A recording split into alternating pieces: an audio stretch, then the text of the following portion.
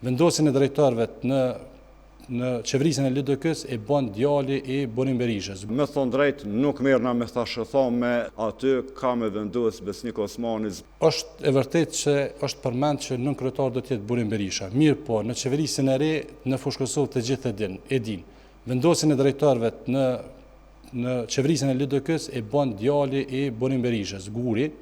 Dhe thotë kjo dihet, kjo është publike mos e kjo. Edhe që do ne faktojmë, kemi edhe fakte për këtë, kemi njerëz që është thonë që unë i vendosi drejtorët. Çfarë fakte valon? Tazom, është asambleisti nga Partia Demokratike Ermal Dumanit, cilët i ka thonë vetë djali i Burim Berishës që unë jam ai që i vendosi drejtorat në komunë të Fushë Kosovës. Mundi me vërtetu.